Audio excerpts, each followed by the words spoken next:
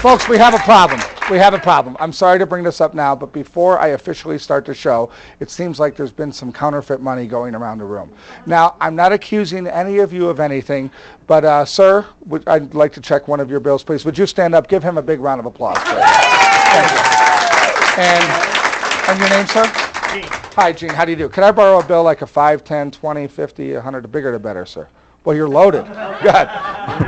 Thank you. That's very good. What do you do for a living? I'm retired now. Retarded? Oh, retired. I'm sorry. No, that's what I thought you said. I'm sorry. Do me a favor. Would you take and just write your name across the back of the bill there and just make it real big? I want to make sure this bill doesn't fall into the wrong hands. If my wife got a hold of this, we'd never see it again. So just write your name on it. And while you're doing that, I'll talk to the chicks. Hi, girls. How are you? Come here often? What sign are you? Want to take a shower? Okay. All right. Thank you. Thank you very much, sir. You can keep that because you're one heck of a... Yes. Okay. Okay. Can everyone see the bill where Gene wrote his name? Everyone just say yes. Yes. Okay. Now it's important you notice what I'm going to do is I'm going to show you how you can tell if a bill is counterfeit or not. And this is just so one of these bad bills don't fall in your hands. And don't worry, sir. You will get it back. I promise. Okay. Watch this as close as you can. Nothing here. Nothing here. Nothing here. Okay. It's not that funny. Okay, ma'am. That was more of a gag. Don't laugh at the gags. All right. Now, first of all, can everyone see where Jackson's picture is in the middle of a $20 bill? The first mistake that a counterfeiter would make is to put his own picture where Jackson should be. That's because they're very, very proud of what they do. The second mistake that a counterfeiter would make is to give his money to a magician. You kill me, Gene. Nobody would give their money to a magician. And the third mistake, if you want to find out if a bill is real or not, all you do is give it the simple fold test. Now, it's very important that all of you keep your eye on Gene's $20 bill and that it never once leaves your sight even for a second. That's, this is a bad one. I'm sorry, Gene. I may have to keep this one, sir. This is really a $1 bill. I'm sorry. No, please. No, don't applaud. It's his money. No, don't applaud. I'm sorry. Gene, do you have 100? I'll show you a better trick, sir. I'm sorry. Well, anyway, folks, that concludes my show. Hope you enjoyed it. My name is Bill Malone. Thank you. Good night, everyone. Thank you. Wow, $1 every time I do this trick. That's pretty good. 19 I made on you. I'll tell you what. I don't want to leave you like that. So would you do me a favor? Could you come on up here? Give him a big round of applause. Come on up. Okay. Thank you very much. I'm really sorry about that. That's never happened before, and I appreciate you coming up. I noticed you came up here pretty quick when it had to do with money. You know, I had to come here through the kitchen. You know, when you kind of, I'm not kidding. Look at it. I'm not kidding. Look. So anyway, I just wanted you to have that. Thanks a lot. That's for your $19. Give him a big round of applause. Wait, don't go away yet. There's more. There's more. I'm not only going to give you the lemon, but I feel a little guilty, so I will also give you back your money. Do you take credit cards? No. Okay, well, this is a Chicago credit card, and pretty much you will take the money. Okay. Now, here's what we're going to do. There's a little trick. I'm sorry, sir. Don't get ahead of me, pal, okay? I'm holding a knife, okay? Don't make me come over there. Watch this as close as you can. I'm going to take the lemon, and I'm just going to go around in a circle just like this. Watch this close. I'm not cheating. Okay, I'd like to be right now, but I'm not. What we do is we just do like that, and if we open it up, I want everyone to, oh, look, there's something green. Something green inside. Oh, my God, I'm full! Oh! All right. Take it out. Let's take a look. Let's get rid of these. We'll get rid of these. And I'm going to open this up, Gene. I'm sorry about the condition, but I want everyone to notice that not only is it a $20 bill, but there seems to be a signature on the back. Thank you very much. Give Gene a big round of applause. Counterfeit money, the bill and lemon. This is a great routine, and I'm going to show you this. But first of all, I want you to know most of the time I do this trick as a stand-up trick. And I do it on a stage where there's plenty of room to walk back and forth. In a close-up situation, it's a little different because I use the bill switch and I use a thumb tip. In the stand-up method, I don't use the thumb tip, and I'll show you that as well. What you need for the trick, obviously, is a lemon. And to set up the lemon, you take, first of all, when you choose the lemons, it's very important. There's two ends. There's always the nipple end, and then there's the other end.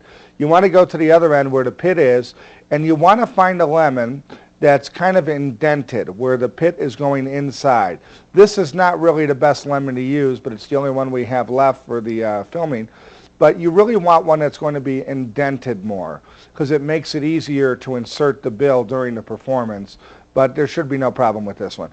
Anyway, you start off by taking that little pip and removing it from the lemon, okay? Try not to make a big hole, a big opening, just remove the pip, okay? That's step number one. Step number two, you take any pen, insert it in, and just work its way in. This lemon is a little hard. It'd be a little softer if you get the one that's indented more. But push the pen all the way down so you can almost feel it at the other end, and just kind of working in a little bit. I'm going to overdo this one just a little bit because I have a feeling this might be a little hard to do. But what you want to do is you want to make a hole. You want to make a hole, but you don't want it to split. This is splitting a little bit. You really don't want that. With the right lemon, if you look for the indent, that's not going to happen. But that's your setup, okay? So what you have is a lemon with a hole. You take and you squeeze out some of the juice.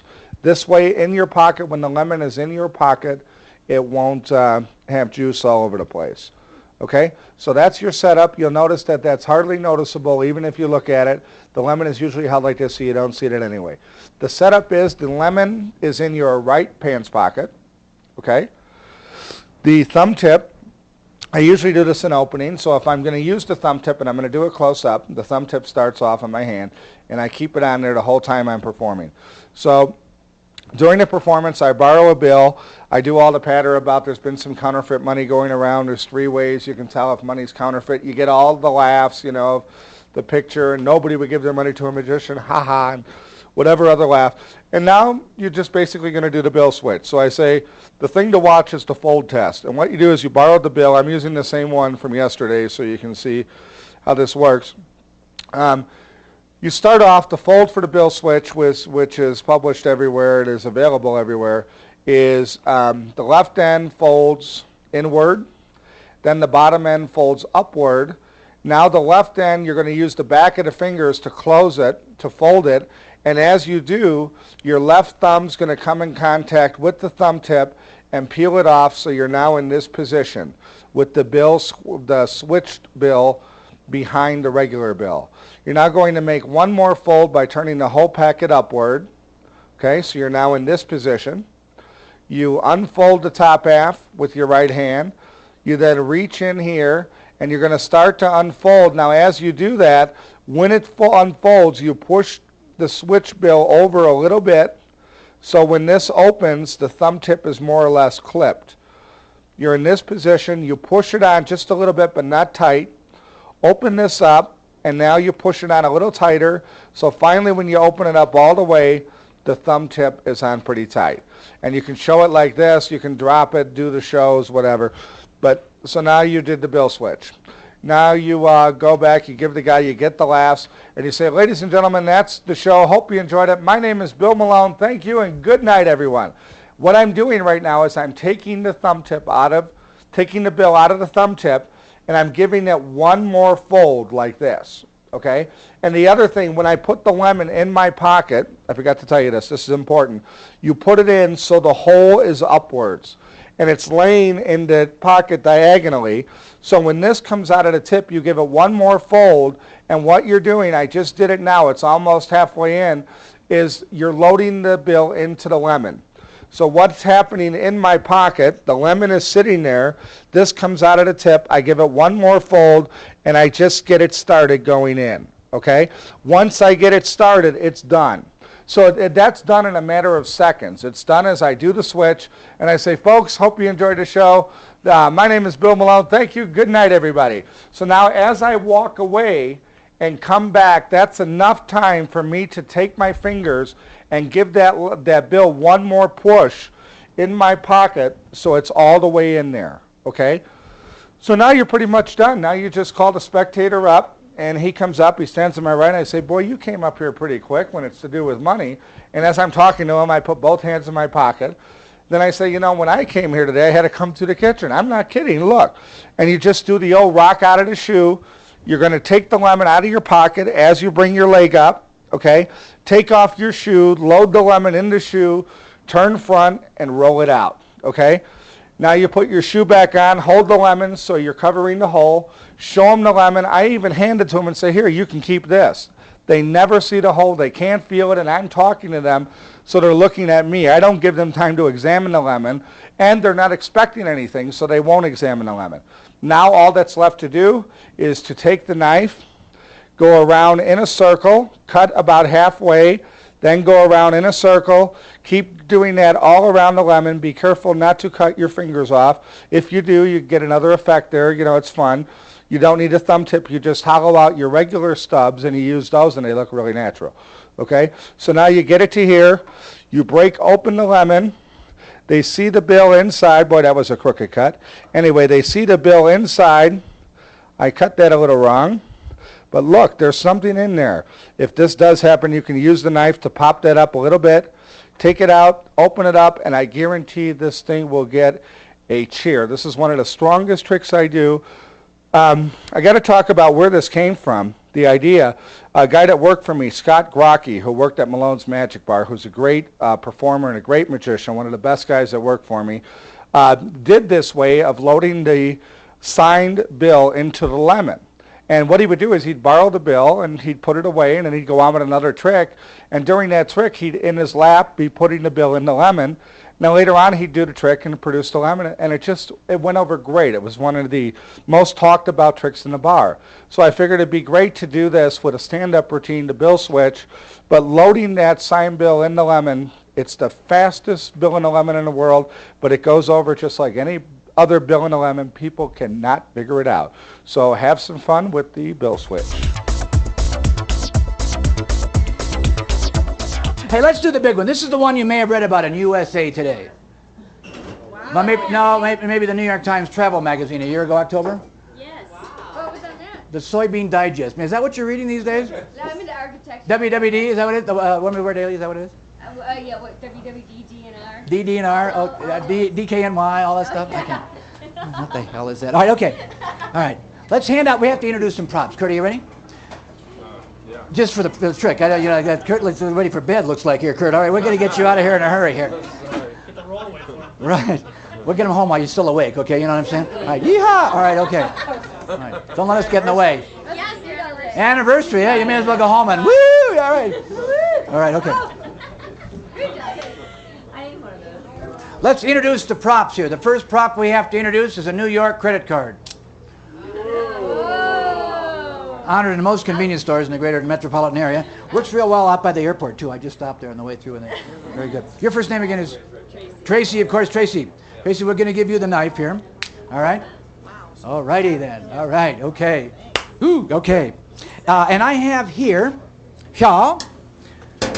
a piece of medical equipment. These are called hemostats, Kelly clamps, or if you go in the 60s or the 90s, we had a different term for it back then. It's called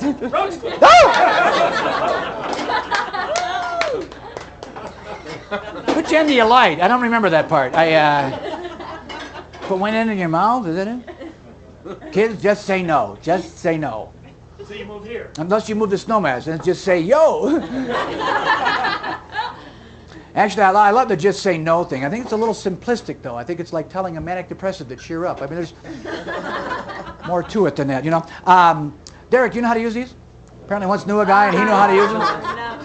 Oh, did I get the right guy? All right, okay, I got the right guy on that one. All right, okay. And I have here a drawstring bag, I'm sorry, where are you from again? Me? Yes? Kansas City. Kansas City, here we come. All right, Jan, is it? Sue. I got them on, 3 letters, I was close. Sue, reach in there, make sure that there's no holes, mirrors, wires, springs, trap doors, elevators, soft spots, or suspensatory device. Anything in the bag? No. Nothing in the bag, unsolicited testimonial. Now. She's happy with that. Yeah. Oh, yay! Oh, yay! All right! Yay. I feel like the Allman Brothers playing the hit now. All right, okay. I have here a piece of bar equipment. This is called a lemon. Now, you might be familiar with one of these. Perhaps you drive one at home. Maybe married to one. It's hard to tell. All right, if the shoe fits, you know. Don't tell. Hey. The lemon goes inside the bag like so. Whoa. Whoa. All right. Karen, you want to make sure it's still there? Thank you very much. Ooh. Oh, that's what happened. Oh, my golly. Sue. Sue, you have a big part in this trick. You're going to be the bag lady this evening. Are you ready? Yes. Probably a new role for you. Okay. Well, maybe not. I don't know you that well. Hold your finger out for me. Did you say bag lady? Bag lady. Okay. Hold your finger out. Thanks for choosing that one. You just seen the group we had here last night. The biker chicks from hell. You know what I'm saying? Right. Did you ever have an Uncle Jimmy? Pull my finger. I'm sorry. Okay. Yes. We're going to wrap it around like so. Why don't you, with your, here, let's move this out of the way. Put your elbow right there. Let's go prop it. Now, don't let it touch the bar now. Otherwise, you go sterile. All right, okay. All right. And you bet we will. Now, we all know, you have a big part. In a few moments, I'm going to say, who's got the lemon? Now, that'll be your cue. See, that's when you say, I've got it. I've got it, okay? We should rehearse this, Doc. We better rehearse this. I think you're right. Who's got the lemon? I've got it. I've got it. She's got it. Now, folks, she's a little bashful. Let's see if we can... Huh? Supposed to say it twice. Yeah, yeah. Can I clarify? You clarify this. Okay, let's get clear on this, okay? All right, okay. All right, okay. You're theatrical agent, no doubt. All right, okay. Let's see if we can band together as a unit tonight and give this woman some real encouragement. Sue, I guarantee you when it comes around again, I say, who's got the lemon? If you say your lines with enthusiasm, I guarantee you virtually everyone gathered here in the world-famous Tower Comedy Magic Bar will give you a rousing round of applause. Right? Right! Wow. Can you feel the love? Something, Doc. It might be gas. It was that taco this afternoon, I think. When I say who's got the knife, Tracy, I want you to put your finger in the button, push forward, and that knife say, yo, over here. Yo, over here. You can do it. You can do it. I think you can do it. And Derek, when I say who's got the clips, you say, for sure, dude. For sure. A man who's been there before. All right, now. Maybe they're right now. Could be there right now. Look at those eyes. Yeah, now we all know our parts. The only thing that I need for this that I don't have is a bill of some type. A 5, 10, 20, 50. It's hysterical with a $100 bill. There's a 20 down here. For sure, dude. Ed has one. What do you got? Well, wait a minute. Hold on a minute. There's one right here. What do you got? Hey! For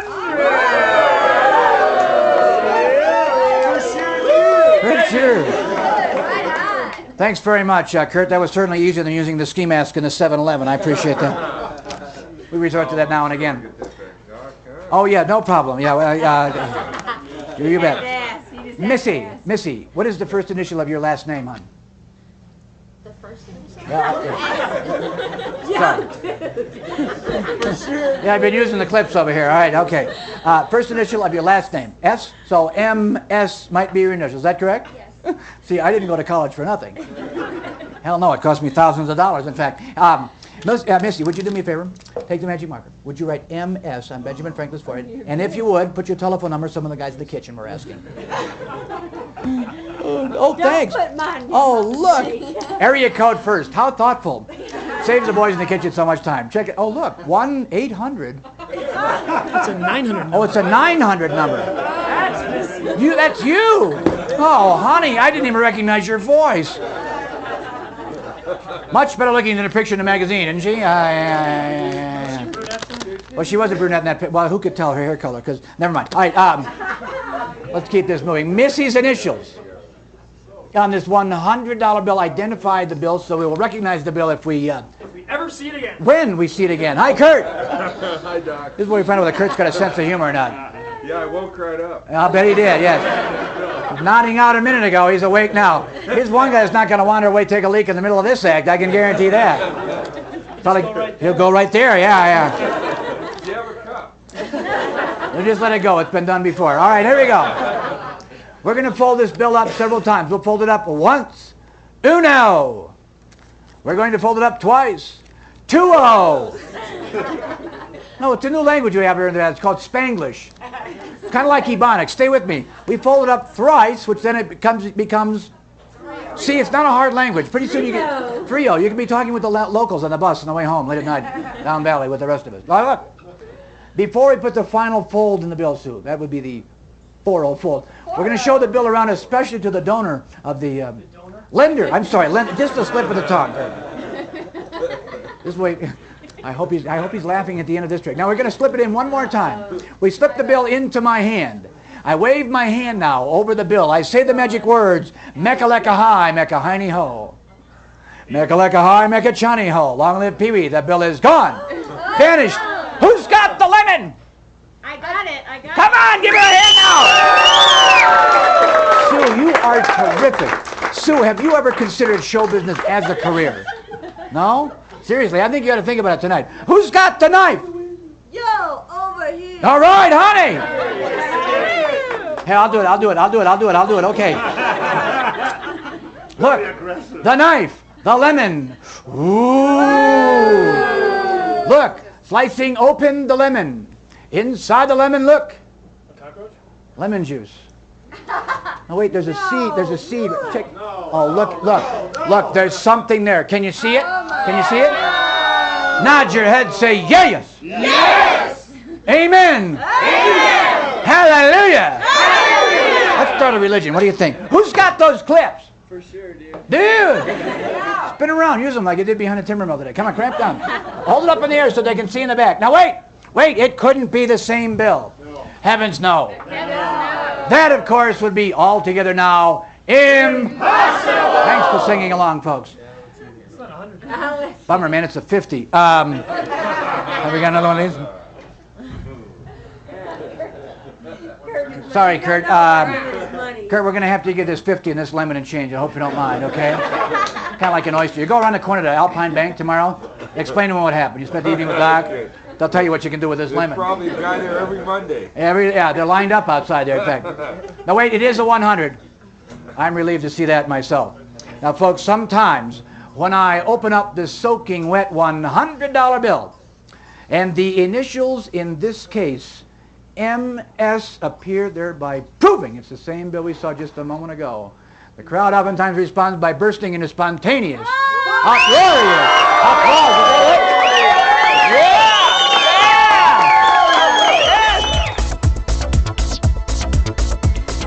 What I'm telling you here is stuff that I've made my living with for 20 years. If there ever was a classic of bar magic, it's Bill and Lemon. And for those of you who already have my Rocky Mountain Magic tape, I'm sure that you scurried out to buy this tape to find out what went on in that tape. So we're going to give you some of the stuff. Before I get going too far on this, I have to give credit where credit is due. Emil, Jero, on down the line. But Steve Spill is really where this routine came from. When he was at the Jolly Jester in downtown Aspen 20 years ago, he gave me permission to do this. And after 15 years or 16 years of doing this trick in this bar, it's kind of evolved into some different permutations. But where credit is due, Steve Spill was the man on this one. So it is with heartfelt thanks to Steve that I begin to go into this thing. The Bill and the Lemon. If you've seen the performance end of this thing, you realize that, again, what I've tried to do is to elevate it past the gee, how did he do that part of it into the humanity part. I give people parts. They have a speaking part. If the crowd reacts to it, I try and take it out of the how did he do it puzzle into, golly, it was a great piece. Gee, how did it get there? I don't know, but man, it was a great time. So let's talk a little bit about what goes on here.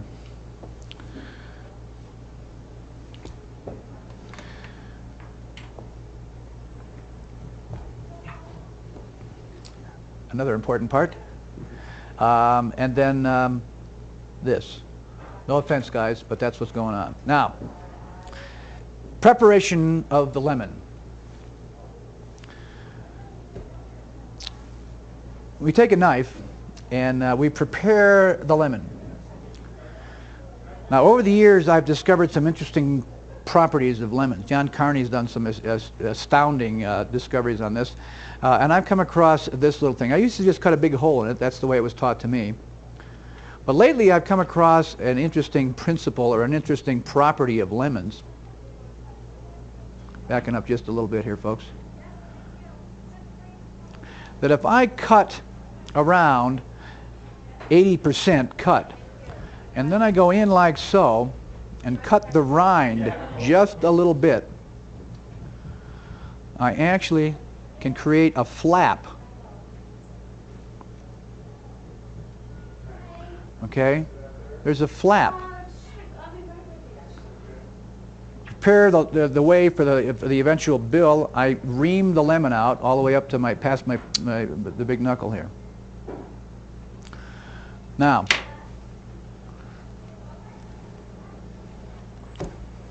Okay. When holding the lemon like so, there is nothing to see cut-wise, okay? In fact, you can actually freely handle the lemon.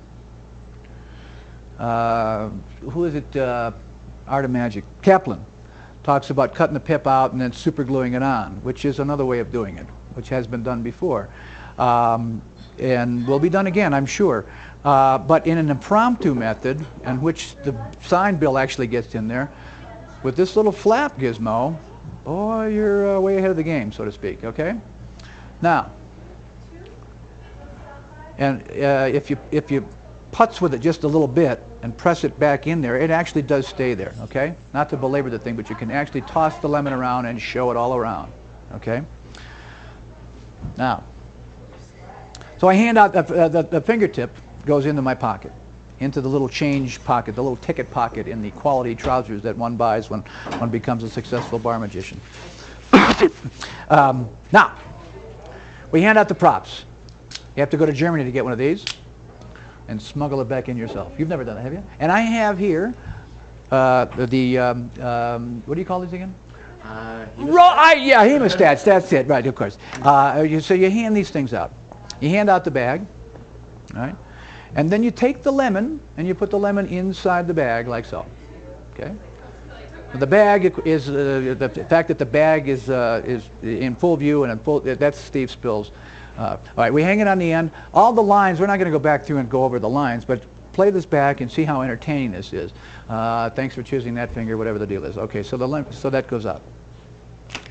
We then borrow the biggest bill that anyone has in the bar. All right.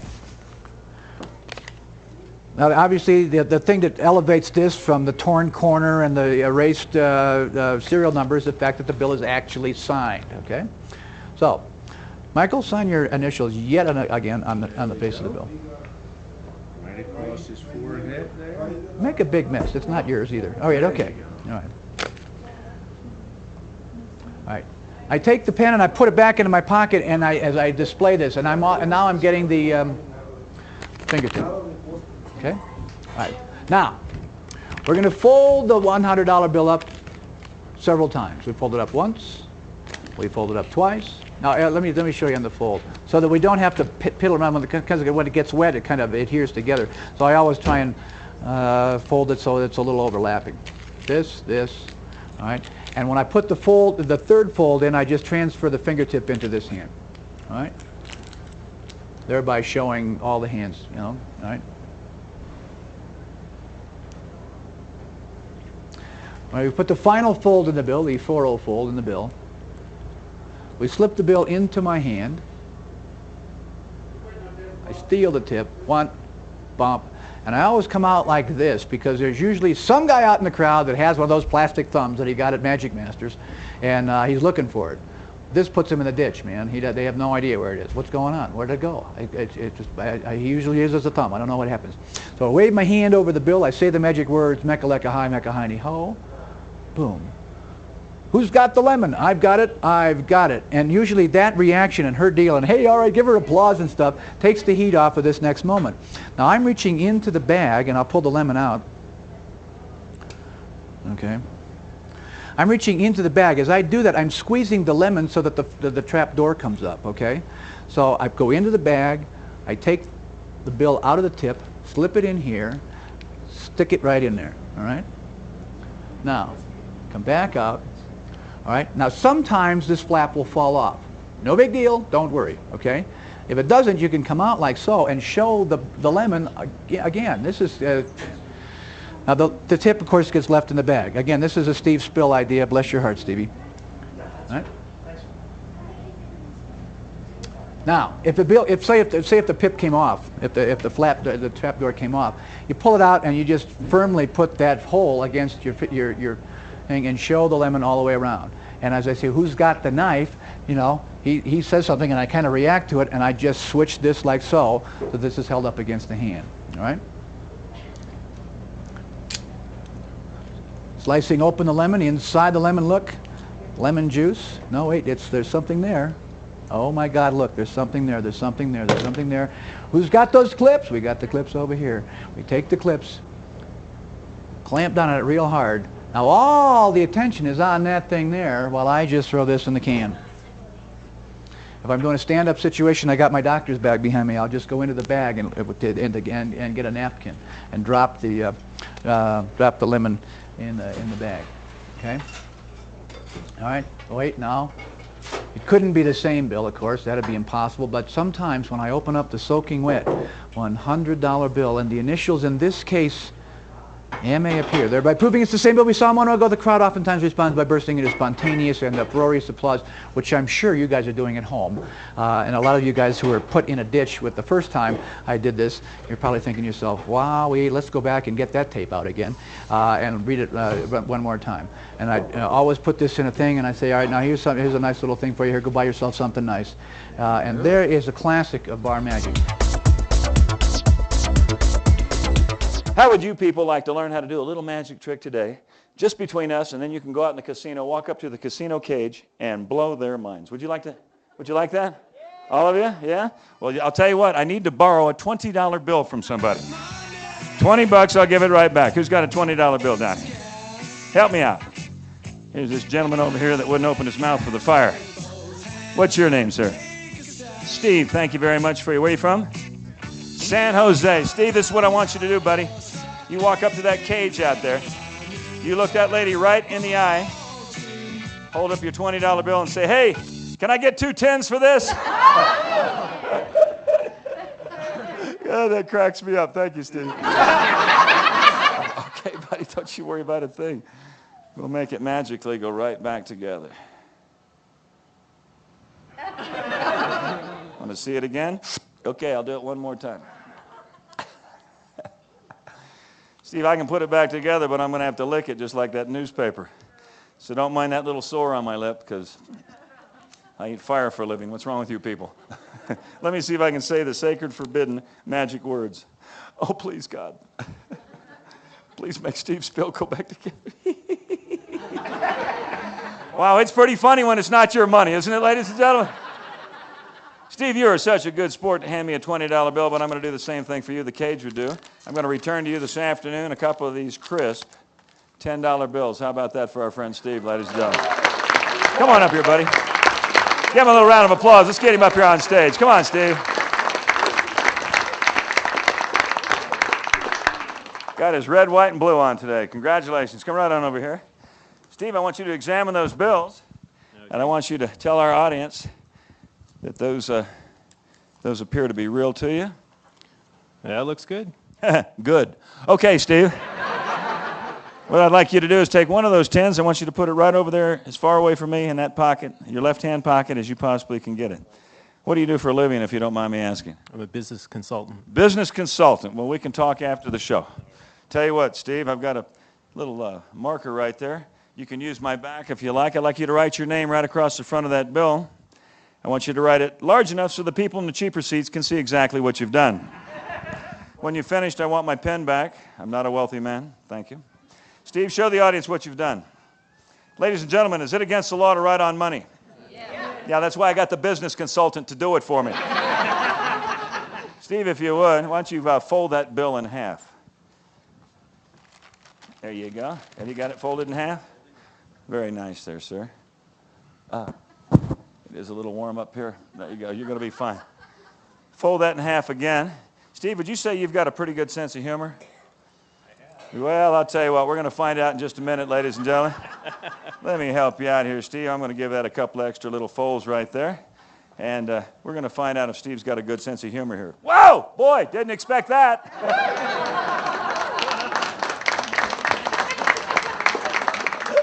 Oh, boy, you got another 10? No. No, I'm just kidding, Steve. Tell you what, little contest for you. I got a bag here. I want you to keep that closed. Hold that with both hands. Give it a squeeze. Tell the audience what that feels like. If you can guess, I'll give you 10 bucks. Oranges. Oranges. Let's see what we got in there. Hold both of your hands out, if you will. There you go. There should be 1, 2. Oh, there's the third one in there. Steve, do me a favor. Can you read to the audience what it says on that orange? 3 for 10. Thank you very much. That's Steve, folks. He got his money's worth right there. Could have been out in that casino looking for 3 oranges on a machine. Got it right here for 10 bucks. Saved him all that. Are you really a business consultant? Because you're holding those like a urologist, man. You got a grip on those babies. I'll tell you that right now. Do you know how to juggle, Steve? Of course you do. You're a business consultant. Okay. Well, the technical juggling is done like this. And you kids can go home and try this yourself. And I always recommend that you start to learn to juggle with eggs, because you'll try a lot harder. Trust me on this one. But you throw it from one hand to the other. This is how juggling gets started.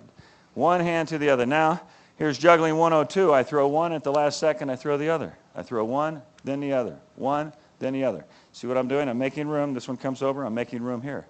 So, if this theory holds up, Steve, we're going to put one right up there in the middle. We're going to get this kind of action. And that, folks, is why they call it juggling. It's just about that simple. Thank you. Let me ask you, sir, did you bring a knife with you today? No. You must have flown. Okay, I'll tell you what we're going to do, Steve. I have a friend of mine down in Las Vegas, works for Benihana's, and those Japanese guys definitely know knives. Stand right there in the center of the stage right there. Face the audience, if you will. Steve, I want you to place that orange on top of your head and close your eyes. Kids, you're going to love this. This is going to be the best. He's not going to do that, is he? You are a business consultant. All right. Well, I'll tell you what I want you to do. I want you to take that orange from where you're standing right there. I want you to toss it right over here onto my hand. That's right. Toss it onto my hand. When you do, I'm going to cut it in half, ladies and gentlemen. Not yet there, Steve. Can you help me out there, sir? I didn't mean to wake you. There you go. Whoa. In the lights. Thank you, sir. Appreciate that. It was a good. Steve, you got that? We'll do that one more time. Toss it over onto my hand on the count of 3. Hold it. Come on. We got to do this right now. Somebody help me out down there. The same guy's going to throw it back up in the air. Here we go, sir. Got it that time. Okay, you're from San Jose? Yes. I think I know the language over there. Help me out, folks. We're going to go 1, 2, 3. 1, 2, 3. Ah!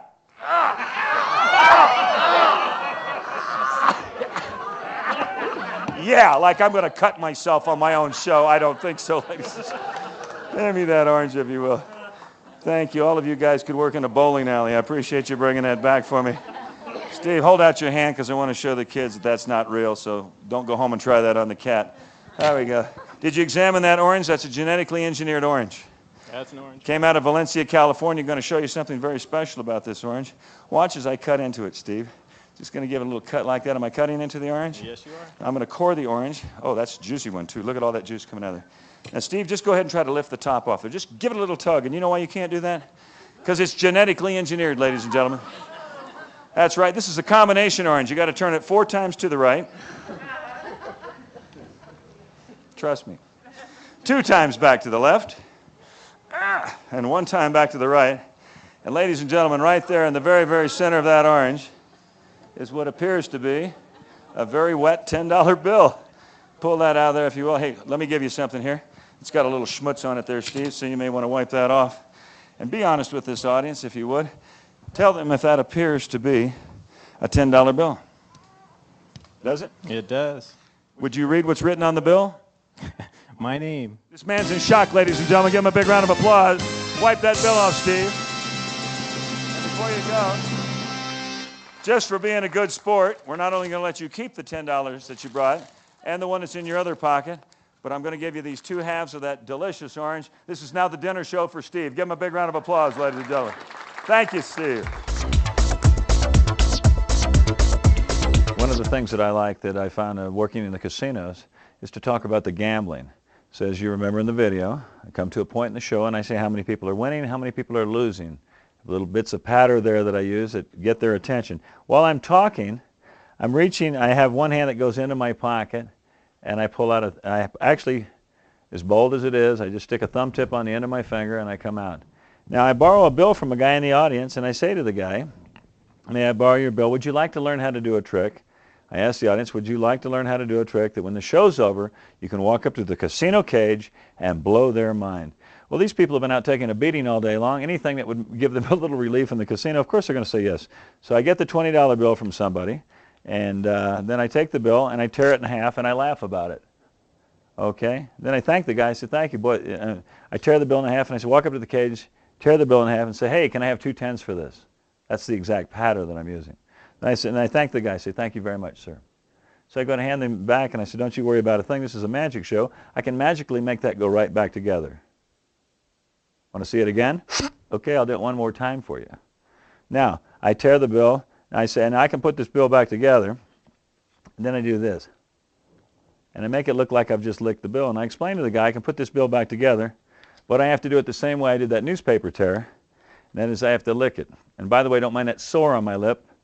And then they moan on that one, and I say, that's because I eat fire for a living. So let me say the sacred, forbidden magic words. Oh, please God, make this guy's bill go back together. Then I separate the bill and I show, hey, oops. And I say, I'll tell you what, buddy. I'm going to do the same thing for you that the casino would do, and that is in this case, I'm going to return to you this afternoon a couple of these crisp $10 bills. I turn that over and I show it to him, and then I invite the man to the stage. Now, this is something I've done for probably 26 or 27 years. When I first got a thumb tip, I was using a handkerchief with it, I think, as a lot of people were doing. And then I also have, which I'm going to be showing later on in the video, I'm going to show you using the thumb tip as a dye tube. This is another manipulation thing that we're going to show in the video. But right now, this is my preparation. I take two $10 bills and I fold them. I crease one on one side and one on the other. Now, I want these bills so that when you put them together, at a distance, it looks like the same bill. Nobody can tell if that's a $10 face or a $20 face because it's only your hands are moving. But it does look like a torn bill. Now, I fold the bill over on the ends just so I can get a good grip on it. So and also it covers up the 10. You don't see the 10. So I fold that over on both sides. Now, I place both of these bills together. I overlap them like this. And again, I have to preface, this is a 27, 28-year-old technique that I've used. There are some of the greatest manipulators out there, Michael Lamar being one. My friend Nick Lewin, who does manipulations, who does bill magic, is not even using a thumb tip. These guys have other techniques. But this is what I'm using. I like this tear. I like the reason to reach up and to get a bill from somebody in the audience, which has a little shock value. When you take a borrowed bill under a pretext of you're going to show them a magic trick and you tear their bill in half. Now, as you notice, that bill's not torn evenly. Again, this is not a critical point, because if you do this, watch this. If you do that, you don't even see that the bill, it doesn't even look like it's torn unevenly. This is a little thing that I do if I tear it accidentally unevenly. I'll just kind of overlap it a little bit. See? Because from a distance, that looks like it's going back together. Now, I've torn the guy's bill, and I've gotten a reaction from the audience. This is what I was looking for, and I always like to turn these bills over a little bit like that and say, don't you worry about a thing, I'll put this back together magically. Want to see it again? And I do that move. Now, here's where I do the switch. This is what it looks like from this side. I tear the guy's bill. Now I say, don't you worry about a thing. I can put your bill back together. Now, I act like I licked the bill, and I explain. This is, again, my personality, and this is the way I do things. I explain that I'm going to have to lick your bill just like that newspaper. Now, I've folded the bill over, and I fold it like this. Now, when I do that, I slide this bill out and slide that bill in, and I immediately turn this up. Now, I don't put that thumb tip back on right away. I like to wait a second, come back in here as I'm turning that back over, and I'll flip it around a few times, and I'll say, let me say the sacred, forbidden magic words. Now the thumb tip is hidden on the back. I pull it apart again, and I think the line that I use in my show is, it's pretty funny when it's not your money. Well, now I've got control of this, and I thank the guy for giving me the bill, but I explain to him that I'm going to do the same thing for him that the cage would do in the casino, and I will return to him today a couple of these crisp, and I turn the bills over a couple of times, $10 bills. Now I invite the man up to the stage. He comes up to the stage, and I hand him the bills, and I say to him, would you examine these bills and make sure they're that they look authentic to you? And the guy looks at the bills for a second. Occasionally you'll get a smart aleck up there to go, no, they look fake, and I go, well, then there you go. But this is what you're getting. Or I'll say something like, if they say to me, yeah, the bills look good, and I'll go, good, as if they're not. Now I say to the guy, I want you to take, here's your money. He's looking at the money. Money's here. I say, I want you to take one of those bills, and I want you to place it as far away from me in your left-hand pocket. When I gesture to my pocket, I've just dropped my thumb tip off. Now I come back over to the guy, and I say, I'll tell you what I want you to do. I want you to write your name on the bill. Now when I reach in my pocket to pull out a Sharpie, if you notice there's a piece of flash paper that I've taken previously. I folded up the flash paper. Now everybody has a different technique. I like a little piece of flash paper. I do not use a flash bill. Flash bills have become not only expensive but almost extinct. Again, Nick Lewin, one of the smartest guys in comedy magic, had a stamp made. I don't even know if you can have this done anymore, but he's got a stamp that is, one part of the stamp is the corner of a 5, the other part's the corner of a 1, the other's a corner of a 20, and the other's a corner of a 100. So he has this rubber stamp. He can stamp a piece of flash paper, and then all he has to do is fold the flash paper to whatever corner he's looking for. Well, I think this is very ingenious. I think it's very clever, but I think it's more of a close-up thing. I don't think it's more of a stage thing. I think on stage that we get to cheat a little bit more. So I take a little piece of flash paper and I put it right inside. I keep it clipped right inside of the top of the pen. Now this is in my pocket. So I ask the guy to come up. I pull my table over, and now I've got full control over that cap. I'm holding onto the cap, and as I separate it like this, I say, would you write your name across here? Now, he starts to write across there, and all I do is just take that out. So now I've clipped the flash paper over here in my hand, and I get my pen back from the guy. Here's my flash papers right here, and I drop that pen back into my pocket. Now I ask the gentleman to show the audience what he's done. Is it against the law to write on money? Well, that's why I got this guy to do it. Well, then I ask him to fold the bill. So he folds it a couple of times. Then I take the bill from him, and I want to speed up the process. So I fold it over, and now I pull up the corner of the flash paper, which I'm not showing to the audience, and I hold it here. There's my bill, there's the flash paper, and I take the light, boom, and it's gone. And now I laugh about it, and when I place that lighter back in that hand, that lighter goes right over the top of that bill. Don't ask me why I do this. It's just a natural habit that I've had, because then that way my hand is open, and you don't see the bill, and I laugh about it. And I turn to the guy very openly like this, and I say, have you got another 10? Now I just drop this in my pocket. I'm clean. The bill's gone. I say, I'll tell you what I'm going to do. Now I go over, and I get the bag with the oranges in it. Now I want to show you something here. This is something I've done for years, and I'm going to make this very simple for you. Dunninger did, many years ago, in his Mentalism Act, would have a bill, and he would write on that bill, my name. And what I do is I write that out. I don't want it too big. I don't want it so big that if you hold it up that the audience can read it. But I write it big enough so the man can read it, and then I underline my name, so that if the guy picks the bill up the wrong way, he'll turn it over and he'll read my name. Now, a lot of guys have a lot of different techniques for loading a bill into an orange or a lemon. I've seen some of the most clever things in my life. Some of the greatest close-up workers I know, you do everything from rubber cement, all kinds of techniques. All I do is I simply take an orange, pop off the end of it, and I take the sharpest part of my knife, and if you look right on the top of an orange, I hope you can see this, you'll see that there's little lines going there. This is where the orange grew out of the tree. See those little lines right there? I just line this up with one of those lines going across. I line it up, and then I stick that straight down the center, all the way through, and I pull it out very slowly. Now when I take my bill, I can place my bill down in there.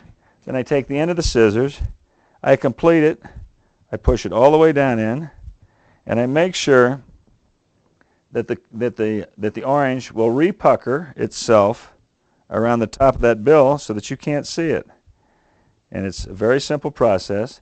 But if you look at that, now if I wanted to be technical, I could take a little bit of glue, I could put that little plug right back in the end of it. But I've found that nobody, and you cannot see an opening in that orange. Even if they look at it, you cannot see an opening in that orange. Now on the orange, I write 3, 4, 10. Now, the oranges are in the bag. I have a little nonsense with the guy where I say, if you can guess what's in the bag, I'll give you $10 back. So the guy says, oh, it feels like oranges. Well, let's take a look. It feels like balls. I've got lines for everything. Sometimes I'll say, it's my bird and you're squeezing him too hard. That scares me. I have the guy open his hands, and I dump out into his hands 1, 2, 3 oranges. I immediately point out, I say, well, you read to the audience what's written on that orange. And he says 3 for 10, and I go, there you go, he got his money's worth. Thank you very much, sir. Now, before the guy can leave the stage or walk off with the oranges or demand his money back, I immediately say, you look like, do you know how to juggle? So now I start this business. The reason I started this juggling business was years ago, Penn Jillette had made a remark to me about magicians not having any talent, jugglers having all the talent. So I said, how difficult can it be to juggle? Well, this became a little running gag with us, and he came to the show one night to watch me when I was at the Lady Luck years ago. And so I was teaching a guy how to juggle on stage. Throw one, then the other, throw one, then the other, and then I say, if you put one in the middle and see if this theory holds up, that's why they call it juggling, ladies and gentlemen. How difficult can that be? Now, I actually hand the guy the orange that not only has the bill in it, but it says 3 for 10 on it. It also tells me what orange has the bill in it, 3 for 10. I used to do a magician's choice. Okay, pick any 2. Okay, eliminate them. You take this one, the magician's choice. I said, you know what, this was just, to me, it was taking up time. I wanted to get to the gag, and the gag was, we've got to get this cut open. Now, if we just pull out a knife and we cut it open, that's the end of our trick. 20 years ago, 25 years ago, in Jacksonville, Bob Hutchings' Magic Shop, I bought this knife that looks like the knife through the hand. Now, guarantee this is a very primitive prop considering the kind of product that the amazing Jonathan puts out. He puts out a knife that not only does all of this action, but has blood in it, and it's very impressive looking, awesome looking knife, and he's made an entire career out of that arm move like that. Well, I found years ago that the blood, you know, I wasn't in it for the gore. I was only in it for the shock value, and I wanted that shock value to be just a second. So I have the guy stand back, and he's pitching the orange to me, and I'm having the nonsense about on the count of 3. Then I get the audience involved. They count. Now I'm going to cut the orange in midair, and we'll see what's in it. Bang, and I do this move, and I got that. Then I come right back over and say, yeah, like I'm going to cut myself on my own show. Tell you what, I've got a real knife here, and I have the guy, and so now we cut the orange open. And as he cuts it open, I thought to myself years ago, why would we just cut the orange open and reveal it? I said, this is a genetically engineered orange. Go ahead, try to pull the top off. Each time he reaches, I pull it back over. Go ahead, try to pull it. You know why you can't do that? Because it's genetically engineered. This is a combination orange. You got to turn it 4 times to the right. This is a piece of nonsense that just worked for my personality. I don't know if this will work for you, but I get some laughs out of this. 2 times back to the left, then I act like I'm trying to pull it apart. I can't. 1 time back to the right. Then I walk all the way out to the edge of the stage. This is the one thing I've learned about doing this. I walk out to the audience, I lean over, and I show the audience, and I tell them what they're looking at. I said, and now, there it is. Inside of this orange is a $10 bill. Now, I hand this to the guy, and as he takes the bill, he opens it up, and I say, here, you might want to wipe that off. Now, I hand the guy a cloth. As I hand him that cloth, I reach back into my pocket, and I've got his bill that actually has his name on it. Now, he comes over here, and now he takes the bill, and he opens it up, and I say to the guy, would you read what's written on the bill? And he says, my name, and he starts laughing. As he does that, I take the bill from him. I come down here like this, and I wipe the bill off some more, and I said, I'll tell you what, I want you to keep this bill along with these 2 oranges, and I put them in the bag. This is now the dinner show for you. Now this guy is going back to his seat, and he cannot wait to show his wife and his friends that that bill said my name on it. But when he opens that bill up, there's his signature on that bill. And that is a very, very impressive closing. And he will swear that it said my name on there. They don't believe him. You fooled this guy and you fooled the audience all at the same time. It's a little subtle thing. Maybe it's a little too magical. But this is my explanation of how I do the bill and the orange. I would like to talk with you about We will find an easy subject for the beginning. Let's talk about the creation of the universe. And maybe God. Big Bang. Oh no. An easy one, okay? Because you know, I am a real magician, and as a real magician, I can make things appear, and I can make creation. So I'm trying to explain you how the universe was created. Yeah. Okay. You will not laugh anymore if you don't. So I will use these, but this is not a card trick. You know, these are cards, but cards are made from paper, and paper is made from wood, and wood is alive. So, in a way, these are living things. And if I explain you how a card was created, maybe I can explain you how the universe was created. All right. Sounds exciting. Yes, it does. So, we will take a card, but again, this is not a card trick. Maybe, René, I cut the deck and you say stop anytime. Stop. Stop. You show the card to everybody so that everybody can see it. Okay? And you know what, René? This is not a card trick, so I can see it also. Two of spades. Yeah. No. And this is a kind of biological experiment.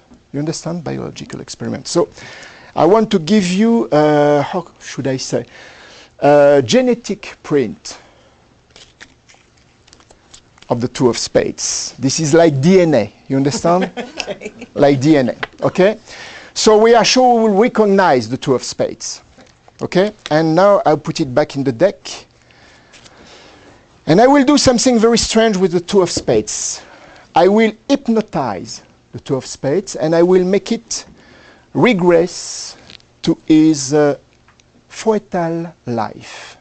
You understand foetal life? Embryonic life. Now, it can take hours, but watch. I did it. And this is the good news. Well, I didn't did it exactly because it is not at the embryonic life. The two of spades is about, I think, 5 years old. So this is a two of spades, which is 5 years old. Look. Can you help me? Ah, maybe it helps. Yes. A baby two of spades. We like that. But look, it is the same card. You can check the corner. Is it exactly the same DNA? Oh, how funny. Exactly, yeah? Very good. But this is very strange because it is the same DNA, but it is not the same back. Because this card shrunk, Little. Right? but not the corner.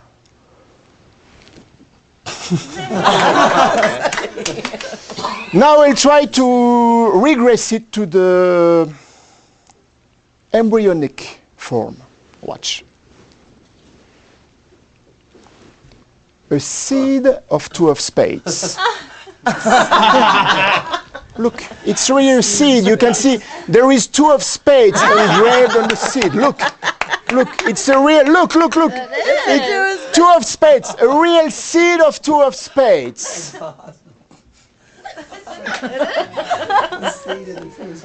Now, I will make it regress to nothing.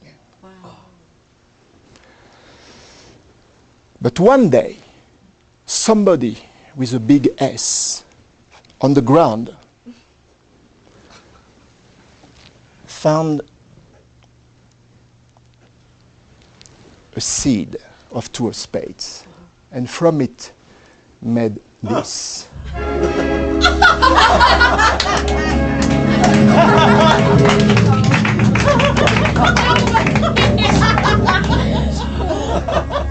Oh my gosh.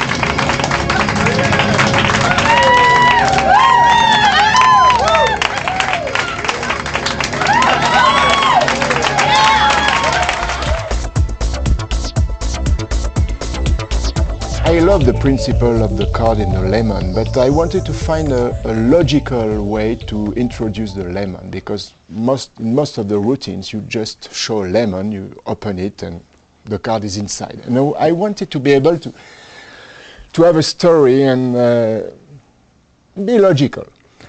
Also, I like the fact that, again, in this routine, like in Hai Ching, I am talking about very serious subject, which is creation of the universe, God, life, death, something like that. And it's very interesting because at the end of this routine, people don't know if they must take it seriously or not. But I like that because I am on the edge again, and it's very funny. Especially at the end when there is the music and I am cutting the lemon and opening it and showing, you remember the card inside. You can see the faces of the spectators. They are like this. They are laughing, then the jaw drops because they see the card inside the lemon. For most of them, this is the first time and it's really incredible. So. And at the same time, they love because I'm playing some kind of crazy guy who is playing God, you know, and something like that. So it's funny and it's incredible at the same time. So I think it's interesting because there is a big emotion during this sequence, and this is what I like in this routine. So for this routine, you need two, for example, 3 of diamonds and 1 small 3 of diamonds. Now the reason why I take an ace or a 2 or a 3 is because I want to tear the corner on the white part of the card. You will understand why in a few seconds. Now the first thing you must do is to duplicate, to make 2 duplicate corners. I show you what I mean. You will put some Scotch tape like this. You put the small card exactly on the regular card, and you put some Scotch tape to make sure they don't move, like that. Okay. Now you are tearing a corner here on the white part of both cards, and because the cards are together, the corners will be almost exactly the same, which is what you want to do. And it's not difficult to do. You just have to put the cards precisely like this, and then in the white part of both cards, you tear the corner, and now you have almost exactly the same corners. And then you take off the Scotch tape. Okay? Now, you have 2 corners. One is from the small card, and you don't need this corner anymore. You can put it away. And one is from the big card, and you need this corner. And if you check the corner of this big card with the part of the small card, you can see that it fits almost perfectly. Here it fits perfectly. So this is very interesting because from this side you can believe, because it's perfect, that this is the missing corner. But when the spectator will turn the card, she will realize that this corner comes from a regular card, but this is a small card, so this is impossible. So here you have an impossibility, a corner from a big card, from a regular card, and a small card, and the tearing is exactly the same. So I think this is an interesting effect. So you keep the small card, you keep the corner, and this card, you fold it like this. Once, twice. Then you fold it like that. And now you are going to put it inside the lemon. Now, to put the card inside the lemon, this is very easy and very fast for a change. You take this blade, and you put the blade from the top inside the lemon, like that, and you do this little motion like this, okay? And then you take the card and you put it inside the slit. Let's open it a little more. Okay. Then you push it inside, and finally you close the lemon. It's a bit juicy here. Okay, you close the lemon. It doesn't need to be perfect because nobody will check it. But it is almost perfect. And if you keep the lemon like this, it's absolutely invisible. So it took 1 minute and it's done. So you have the lemon with the card inside. You have the small card with the corner from the card which is inside the lemon. That is good for the small card. This, the small card and the corner, is in your outside right pocket from the jacket. Now you have a duplicate 3 of diamonds, which is on top of the deck. It can be the 3 of diamonds from the deck, and you will force to the spectator these 3 of diamonds. Now you have to get a seed from a lemon, and with the right pen, because it is a red, excuse me, with a red pen, because it is a red card, diamonds, you are going to write on the seed the 3 of diamonds index. So you try to do it good, the 3 and a diamond. Again, it doesn't have to be perfect because it's just for the fun, but it's very funny when you do that. Okay? So this is really a seed of 3 of diamonds. Okay, that's it. And you do it on both sides. So this is the seed. Next you need a magnifying glass, which will be on your side, on the right. You need this. I use this to load the lemon. This is used by tennis players. They put this on the belt, especially women, and they can put the tennis ball inside. And this is absolutely perfect for a lemon. Even the color is perfect. So this will be on your belt on the left side, and the jacket covers everything. Okay? Now the routine. You begin by explaining that you don't want to do any more tricks because you want to talk about serious subject. You take the deck of cards.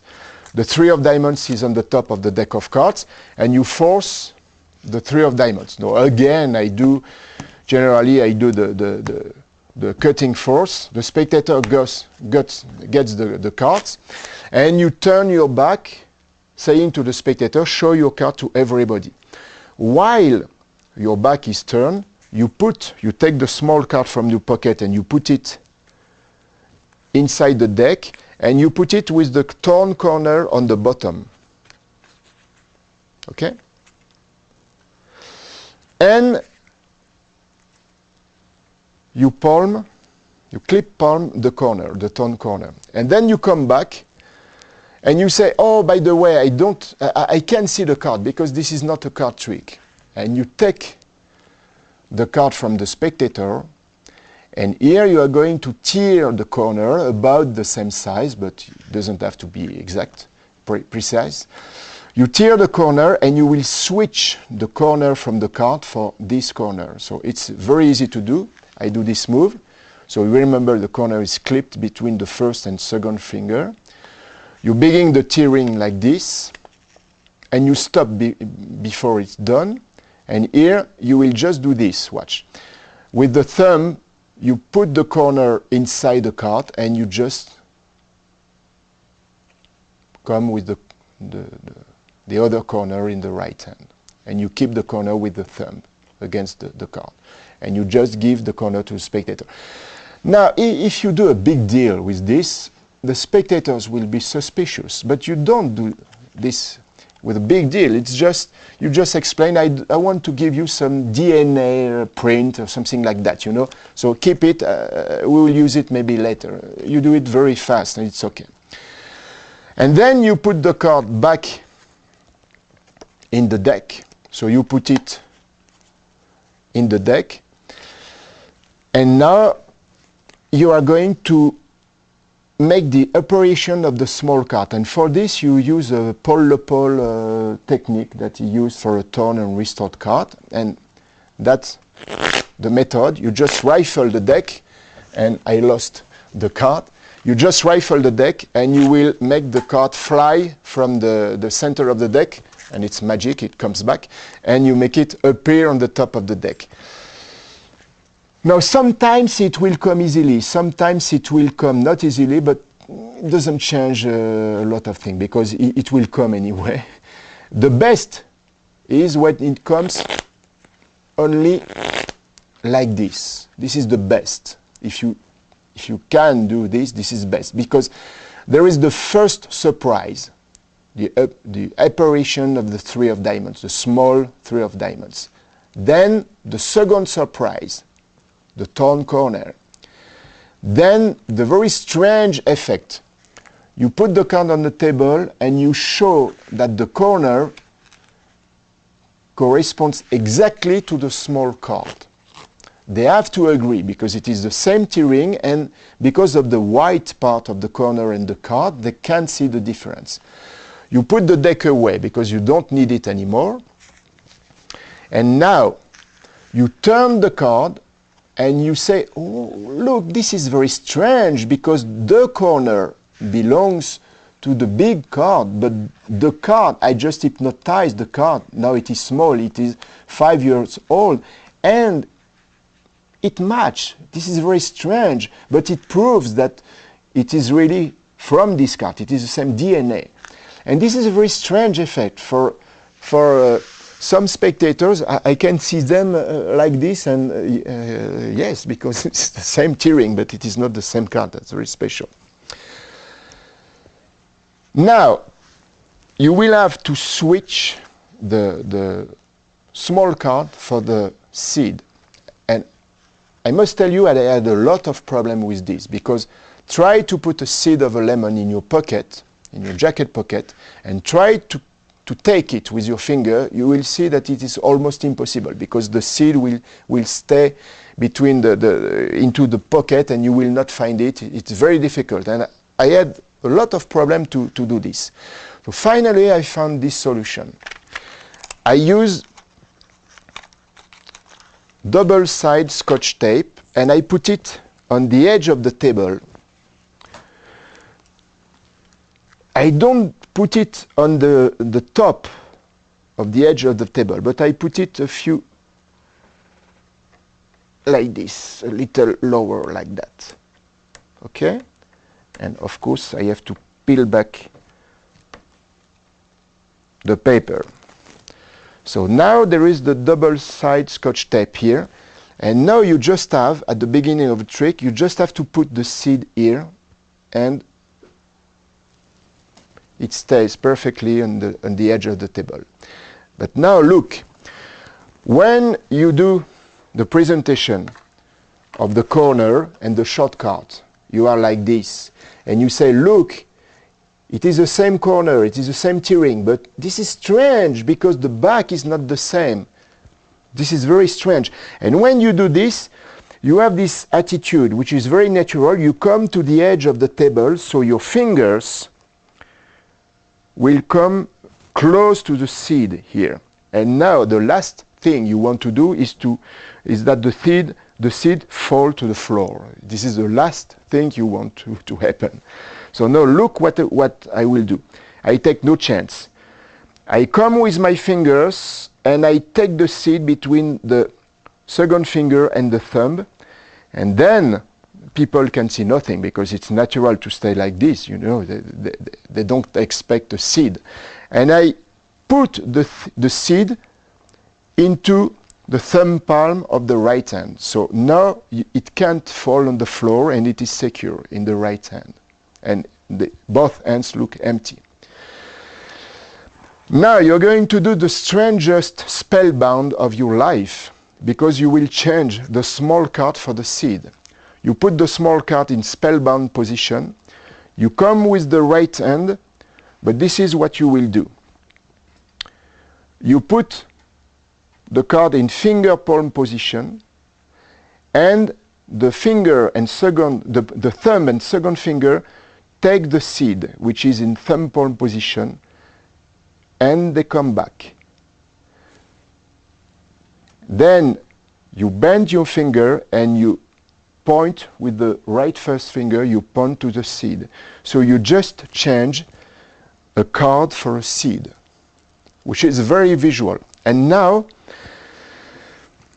trust me, I performed this routine for 250 people in an amphitheater.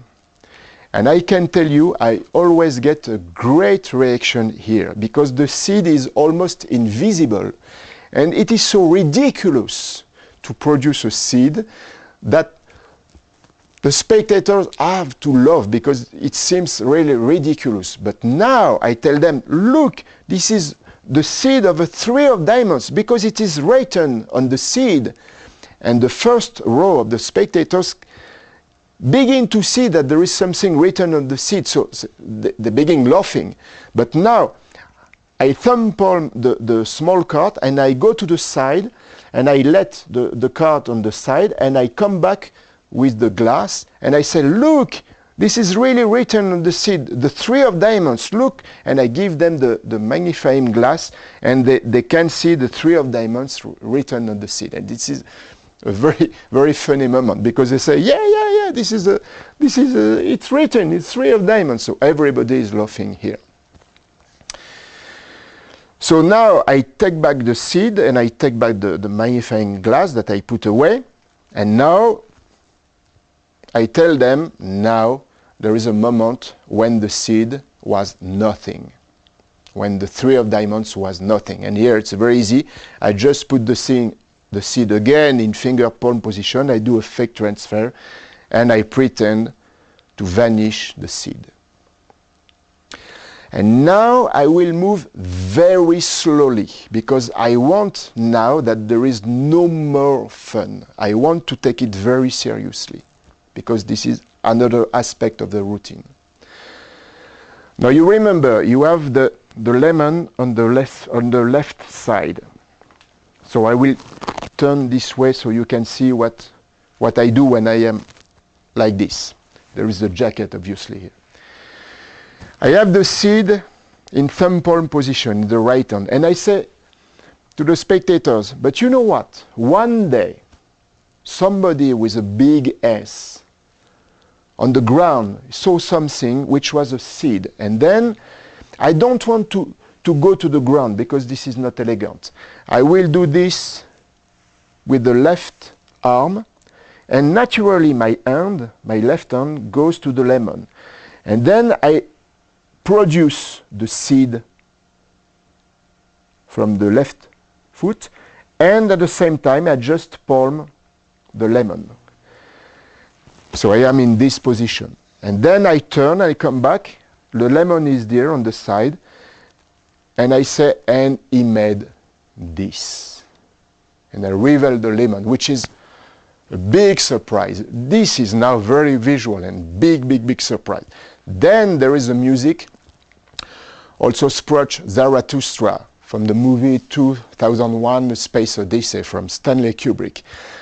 And even if people didn't see this movie, when you hear this music, you understand that there is something serious going on. And at the same time, it is so ridiculous with the lemon that, again, there is a mixing of reaction. This is very emotional. This is very strong, because they don't know if it is serious or it is fun. But I look very serious here. I go on the side and I get rid of the seed, and I take the big plate with a big knife. like this, and now I am playing Psycho, you know.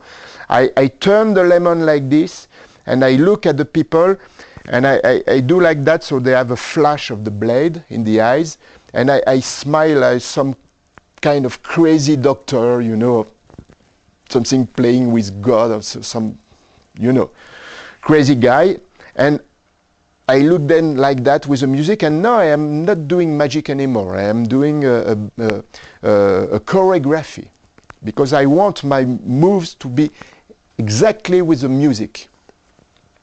So with the music, you remember with the music there is bum bum bum bum bum bum bum bum bum.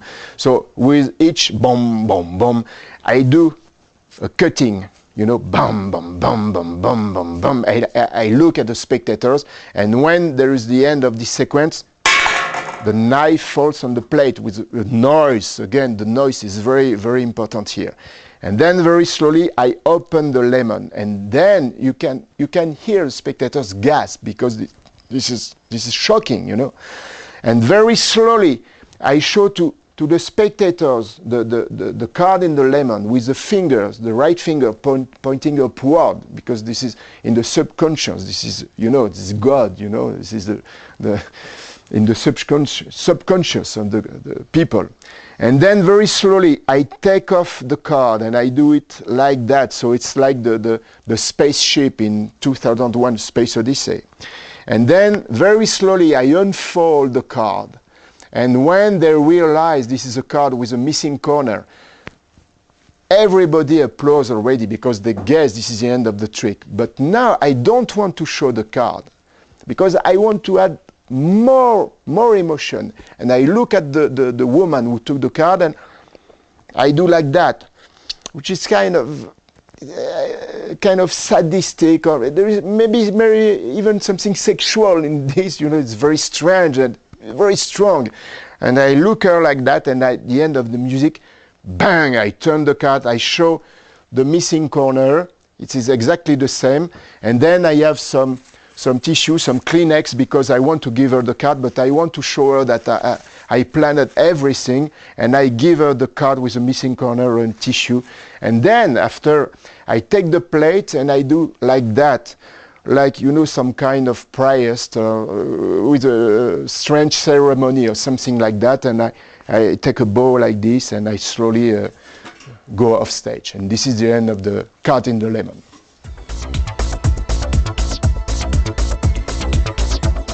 You want to see it again? Yeah. Okay. We fold this up. I brought a little envelope with me. Put it in yourself. The money, I mean.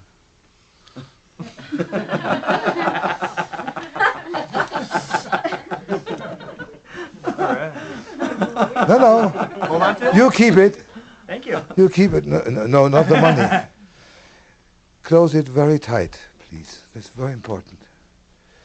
So, I do a magic, hypnotic, idiotic thing now. Has nothing to do with the trick. But looks very elegant, you must admit. I do it again.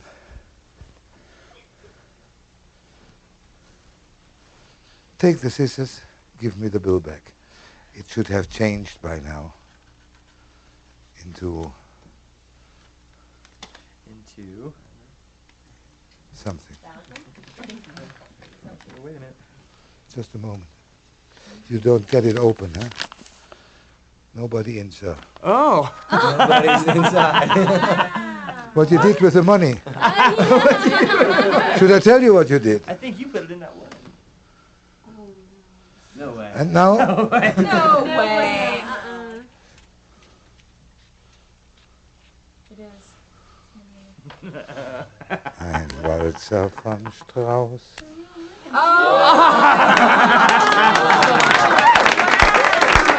Take that bill, please. Take that bill, please. Compare it with a corner. No way. What's the numbers? No Compare it with a corner. It is. Read the numbers. B448307148. Oh, B448. For the next tricks I wanted to explain, you need some advanced preparation. First of all, I have a little apparatus here, which looks like this. That is a piece of Perspex with a Fablon on it. And what we have here is a very sharp knife, which has a flap, but you can even take it away, and that is very important. For the trick, we need something very special. What we need, let us assume that are $2 bills. You put them under the knife, press hard, and cut them like this. What you have done now, Charles, is you have two little pieces of dollar bills. And they're identical at the edge, so they fit. That means you can interchange Right. this with this. And as you can clearly see, maybe you do it yourself, both parts match exactly. Right, right. I show you the other one as well, because the people don't believe that. Yeah, they do. The tears are exact. Okay, and let us do that now with dollar bills. You take $2 bills and do the same with it.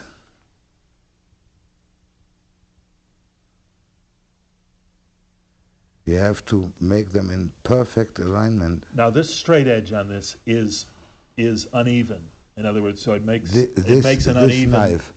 The knife makes an uneven tear when you.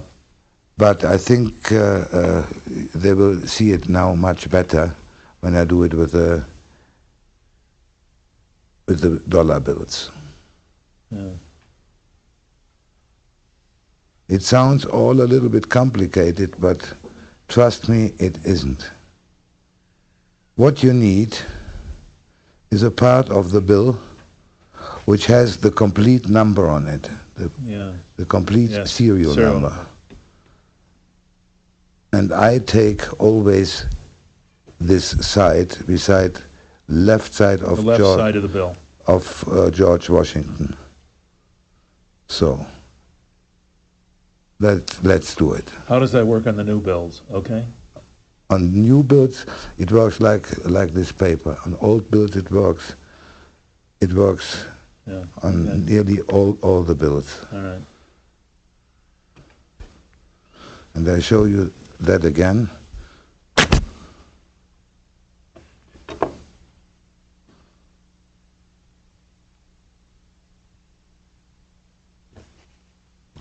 Put both of them together, and you will see that they fit exactly. Yeah, they sure do. Exact. That means you have a bill where you can interchange the corners. Gotcha. So that you can do, presumably, with the same bill, two tricks, one after another. And that is very strong, as you could see in my light bulb and lemon thing. But you need something else, which is... Ted, let me ask you something about this device that does the uneven tear. This is not easy to make. Do you? My little workshop makes them up. All right. And I have a friend. So they are available. They are available, dealers and they or will be soon available. I think via L&L Publishing. Okay. All right. Yeah. Okay. What you need now is another bill. It sounds crazy, but it's very important. That doesn't matter which bill it is. You remember, here is one. Now you need a bill which is a little bit bigger than this part, must be a little bit bigger than the original, okay? So.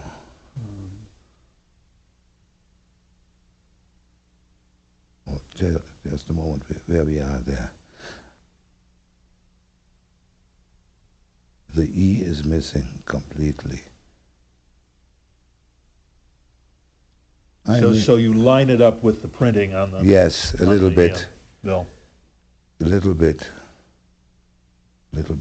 That is the E and the O here. That should work. Like this. So, forget all about that here.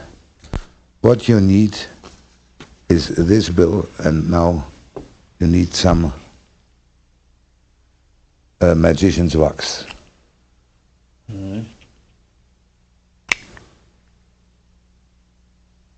Do simply the following on the bill, which is a trifle bigger than the other ones. You see? Can you hold that up so the camera can see? Yes, of course. It's very hard to see for the camera, but this underbill, this is a trifle... It's just a little bit larger. Larger, okay. Now you start working with your sealing wax.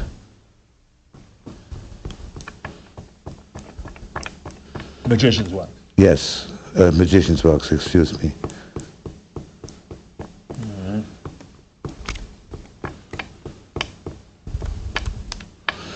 So now you take any of the corners and do that on the other side.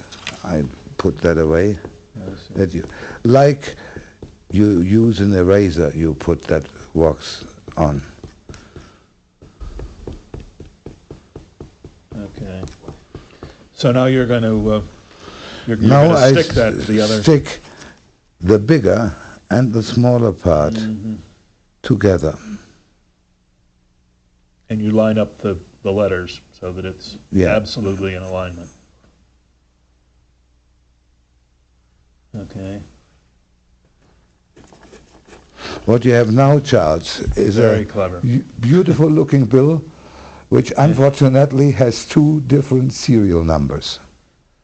And now you have to do only for the trick one little bit, which I will clearly explain when we go into the routine. This number, which is sticking here, this wrong number to that bill, you have to write on one of the bigger parts you made beforehand.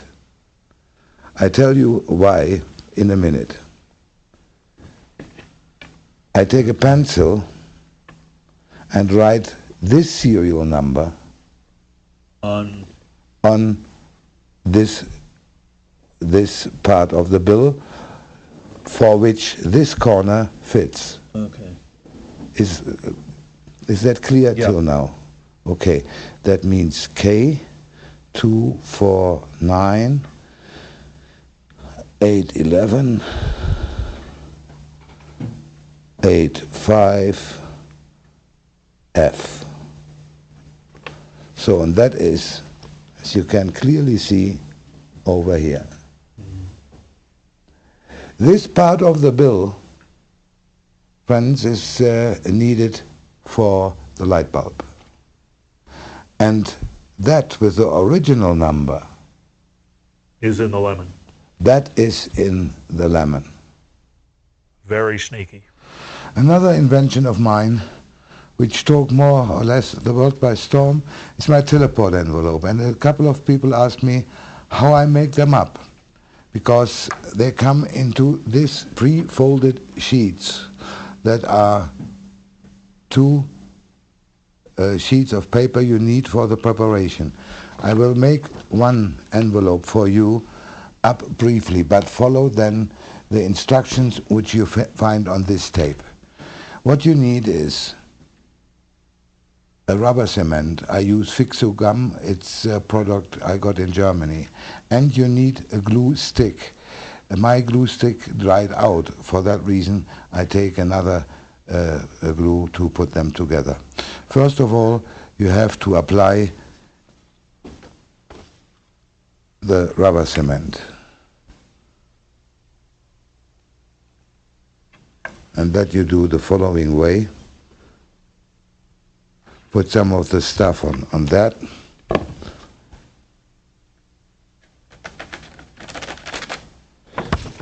Take that as a ruler and smear that with your fingers all over the place until you hit the ruler.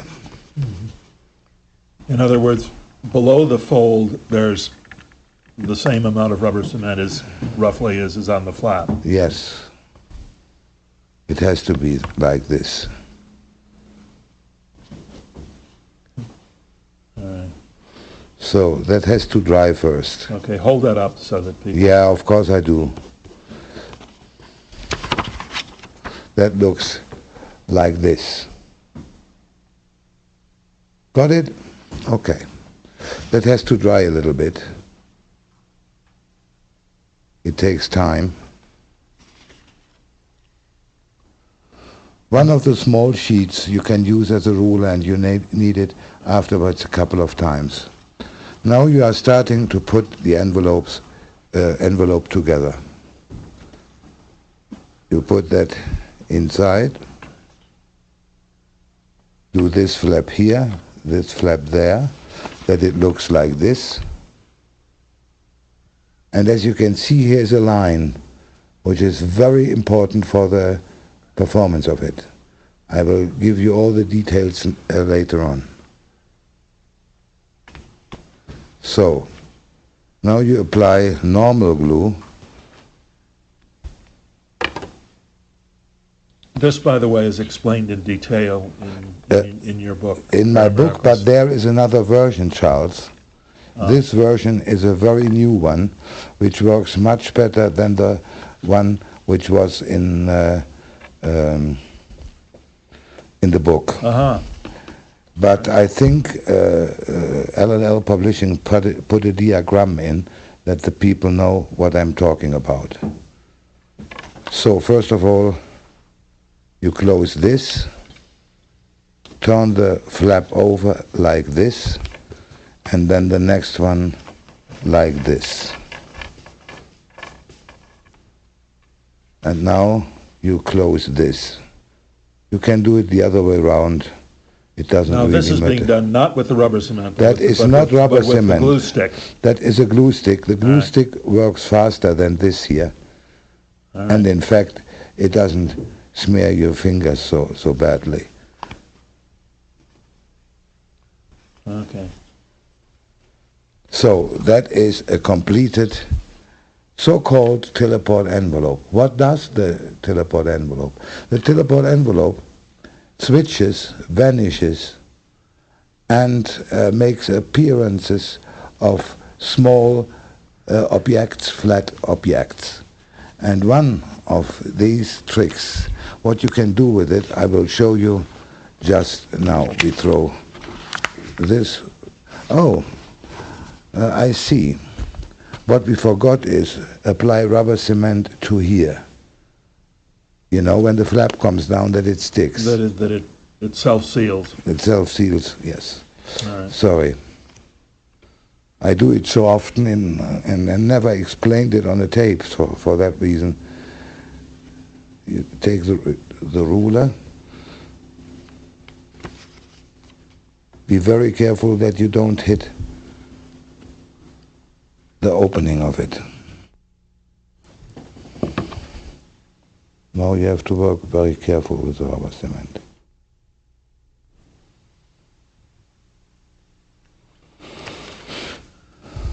That has to dry, then it looks briefly like this.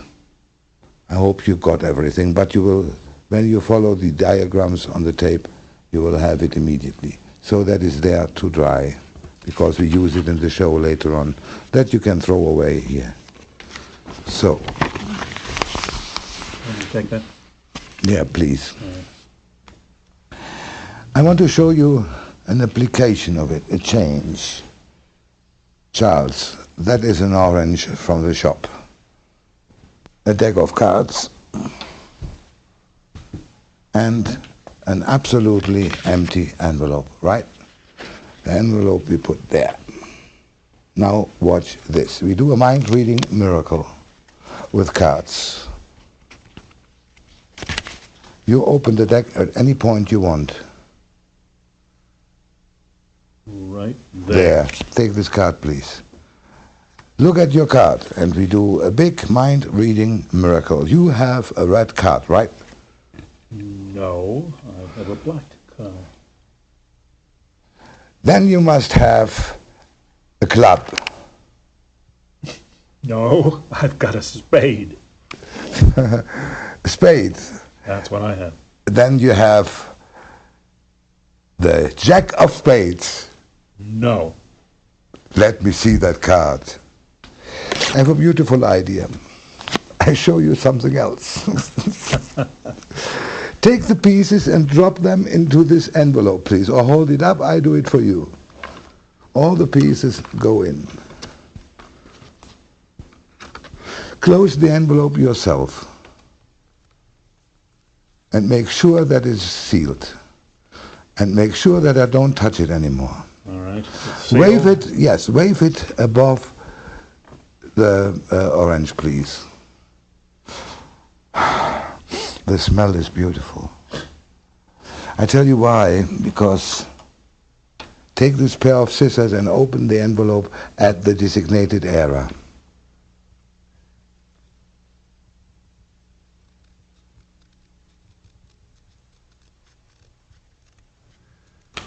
Bellow the envelope open and give me the pieces back. They should have transformed into only one piece. What happened? Absolutely empty. I tell you what happened. Your waving was so great that we open that thing now here, like this. And what we find inside is a little piece, and roll that open, please. A gooey card. All right. That's my card. And let us see if the corner fits. Put it on the table, please. Yeah, all right. And then we can see that the corner fits. Fits? Perfectly. Thank you so much. You see, that is only one application of the teleport envelope. That was a change.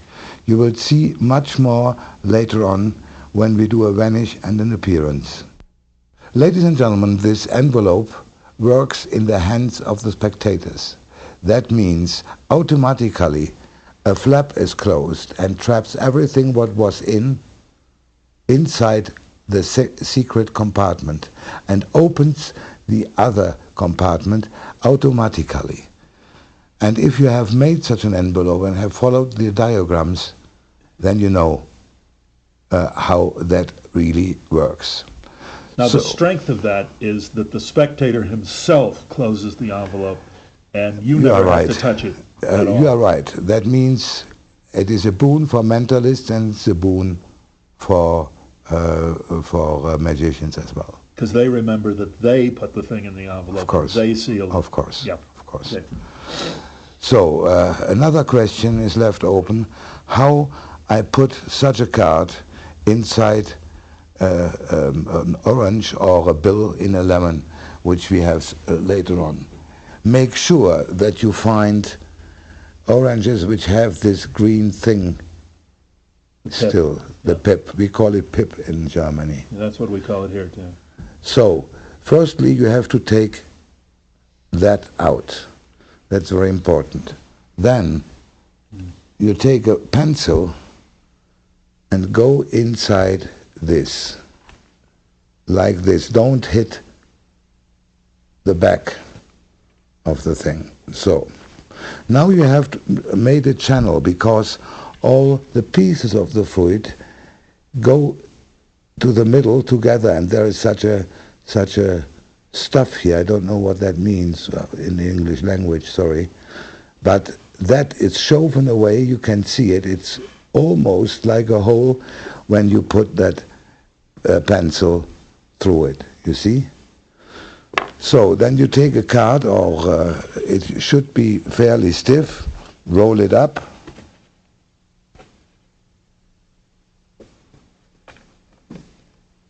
like this, put it inside like this,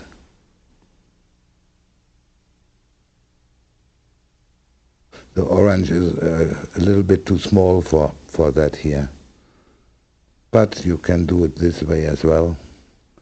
Hope that works.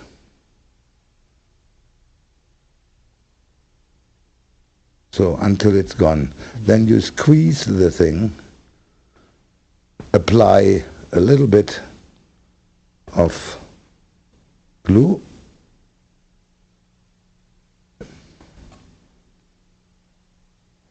take the pip and put it back over the hole, and you have a perfect orange, which is loaded now with a card. What we did with the effect, maybe we show that a little bit better, is that I forced him the 5 of spades, and beforehand I loaded the orange with a card, the 5 of spades, minus a corner. The corner was in the secret compartment of the envelope, which opened automatically as he closed the envelope. As it was cut open, only the corner fall out. The rest of the cards, of the first card, which I more or less forced, is behind the flap in the now new constructed secret compartment. There they are falling out. That is the original card. Hopefully that is all clear for you by now.